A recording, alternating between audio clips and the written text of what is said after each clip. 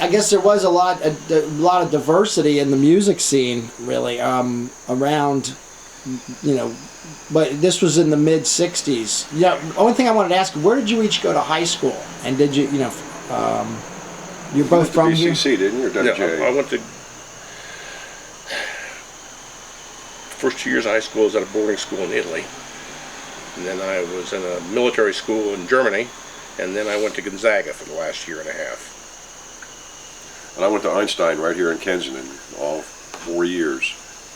So you both kind of witnessed the emerging, you had a front row seat at what was happening culturally. Yeah, Mike's a little, you're what, 62?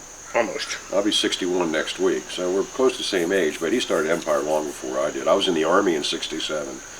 I was busy doing other things. Yeah, there was it was kind of unique watching it gel, because you had the soul bands, and that was really good music back then. And you had the people that liked the soul music, did not like the hippie music. They just hated it. And there was the crossovers. Well, there were, and it became Isaac even Hayes and that kind of thing. Well, it became even more pronounced when I believe it was the Temptations came out with a psychedelic album back in '68 or '69, maybe '70. Papa was a Rolling Stone, and they did their black psychedelia, but it really started to cross over when the soul music people discovered pot, and the only people they could buy pot from was the hippies, and they'd go over to the hippies' house, and the hippies would play Led Zeppelin or Jimi Hendrix, and it just progressed. That was a big equalizer back then as far as melding the different styles of music together.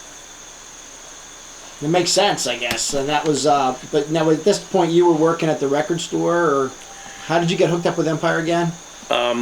I went in there one day to buy a record, and I asked the guy if he needed any help, and he said, yeah. And I think I started part-time. I guess that was the summer of '65. And I worked there on weekends throughout my senior year of high school, and the entire summer before I went to college. And my parents insisted that I go to Notre Dame like my father did, and I didn't really want to. And after a semester I dropped out, and kind of broke my father's heart, but I wanted to play in a band and I wanted to work in a record store, and that's what I did. And I did that. I worked at Empire until I guess about 1970 or 71, and then I started doing audio. What band were you in? I was in a band called the Resumes. It's kind of a fun story. They were a local. There were an awful lot of bands around Bethesda, a lot of rock bands. There were a lot of soul band members that lived there, but most of them were based in PG County, as I recall. But the Resumes had a pretty big following in the Bethesda Youth Center and the Wheaton Youth Center, and not Wheaton, but Bethesda and the CYO circuit. And they decided they were going to cut a record. And they came into the record store one day and they told me they were going to go into Edgewood Studios and cut a record. It was Young Rascals Ain't Gonna Eat Out My Heart Anymore, a remake of that. And I said to them, well, who's your producer? And they said, what's that? And I knew what it was because I read Billboard magazine. And I said, well, he goes in the studio with them and helps with the arrangement, helps with the engineering. And I said, well, we don't have one of those. You want to do it? And I said, okay, sure. I've done a dozen of those. And I'd never been in a recording studio in my life. And I was in a band back at that point with a guy named Frank Radis, who now is It's a big shot. Yeah, big time. He's a big New York, not a producer, but he's also on some engineering. I think he's with the Emmy organization now. Something like that, but he's also one of the NATS board of directors or something.